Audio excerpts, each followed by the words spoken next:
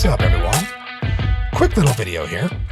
Recently, in a Facebook group that I'm an admin for, somebody had posted this model here and asked how they would do this with sub-Ds. Specifically, if I add a sub-D to this and shade smooth, he wanted to know how to avoid all this. So I went ahead and made a mesh that resembled his, just so I can explain it. And then I made my version of it using sub-Ds, and I submitted it, and he seemed to like it. And other people asked me if I can discuss how I achieved the clean, relatively even topology. So I decided to make a little video and show you how I approached it. So first and foremost, let's just quickly turn off the edit mode in our sub-D modifier here. This way, when I jump into edit mode, it doesn't actually show us the sub-D modifier. I don't need that when I'm in edit mode. Now, when you first look at this, you might think, well, let's just add a bunch of support loops. That's all you need to do. Well, let me show you why that falls apart. So let's just say I want to tighten up this corner here, right? See, that's where the problem is. So I added a edge loop like so. And I looked at this and I thought, oh, nope, that didn't fix it. It needs more edge loops. Okay, so I put an edge loop here. And I put an edge loop here, okay? And I looked at it again. Seemed like it fixed it, right? But look right here. In fact, I'm going to switch to a matte cap here so you can really see this. Switch to something super shiny. And look at this right here. See this? If I look at this in wireframe, it's no good. This is no good. What the heck's going on here? Well, let's talk about that. So I'm going to switch this back really quick. And let's talk about what's going on here. I'm going to undo these loops and go right back to where we started. Okay, here we go. So what's wrong here? Well, for starters, we have a pole. If you don't know what that is, look at this vertex right here. And now look at the number of edges that are going into that vertex. 1, 2, 3, 4, and 5. There's 5 edges, 1 vertex. This creates a pole, or in this case, a 5-sided pole, or a star, they're often referred to. So anything with more than 4 edges, 5, 6, 7, etc., creates a pole. Now, sometimes poles don't cause us any problems. On a flat surface, for example, the pole's not going to cause you any problem. But on a curved surface, something like this cylindrical element here will definitely ruin your model and its shading. And in the corners, it'll ruin that as well. So we need to fix this first. Okay? Before we do anything else, we need to fix the pole. We need to get the 5-sided pole off of this corner. How do we do that? Well, the way I did it was like this. I went into top orthographic, and I added 2 loop cuts. First one, right about here. Second one, right about here. And see the square that's being created with these 2 new loop cuts? I want that to be as even as I can get it. Now, I'm not going to mathematically verify it. I just want it to look as even as I can get it. Okay. From here, I'll take the original vertex, shift-click, the new one that's created at the intersection between the new loop cuts, and I'll hit J. I'll jump into edge mode, and I'll get rid of these old edges. I don't need them now. Do you see what we've done? Let's look at the edges now. 1, 2, 3, 4. Hooray! No more 5-sided pole in a corner. Okay, we just moved it out.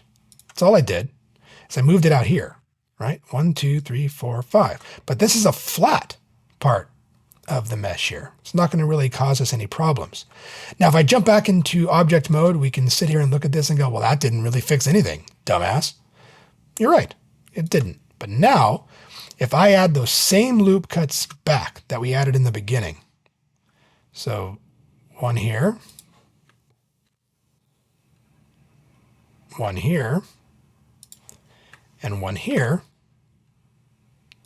and looked at this again, look at that.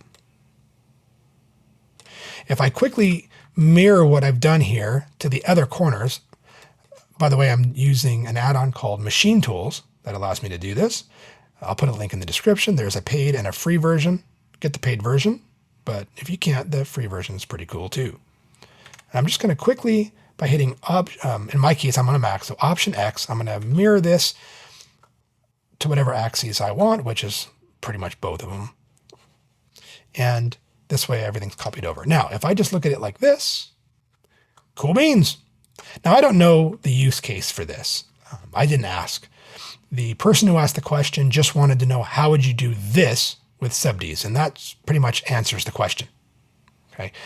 Now, if I just wanted to tighten up these corners, I could just throw an edge loop there and an edge loop here, and I can square that off a little bit. Okay. Now, the other person's question was, how did I get this even, clean topology? Well, this is how. When I'm working with any kind of a subd workflow, regardless of the model, my aim is always to have my geometry be not only quad topology, but that's only half the battle, but to be even quad topology, at least as even as I can get it. Okay, so right now when you look at this, you can tell, it's quite plain, this is not even. And what I mean by that is, look at this face here, right? These are rectangles. You want them to be more like squares, right? Even. Now why? Well, if you want to deform the mesh or sculpt it, you're going to need even quad geo. As of right now, this mesh is not a good candidate for any kind of sculpting or deformation. So that's a really big one. And so that's really quite simple on a model like this. I'll just do a couple of loop cuts like so. Oops. Let me just get rid of this. Oh, here we go. Okay, so you see what I mean now? Now if you look at these faces, they're not perfect squares, but they're a lot closer than they were. And then I'll continue this here, here, here, maybe even put one here, and then mirror this accordingly. Okay. Is it perfectly even? No, it's not. Like if you look at the squares here, they're a little bit more square-like than these here, but I don't want to get into, again, making this mathematically. And there's things you can do to evenly space these out. I'm not really hurting if I don't do that from this point. This is a lot more even than it was. If I look at my mesh now, and again, we've not changed anything. We've made this with subds. I'll turn on my wireframe. We've got a nice even topology. If you wanted to bend this or run this through a sculpting pass, you'd be good to go here. And that's pretty much how I did it. Okay. Now you will see that obviously there's some areas in here that are tighter. So like this area right here compared to this area and this area. Yeah, and of course, and that's because I brought in these edges. You could mess with that if you really wanted to, right? If you were really like hardcore, like, no, everything has to be perfect. That's beyond the scope of this particular discussion. Okay. This was just to answer a couple of questions. And again, I have no idea what this is going to be used for, but that's it, right? Questions answered. If you have any additional questions, let me know. If I'm doing something wrong and you can help me improve, then by all means, please do so. Let me know in the comments. What can I do differently?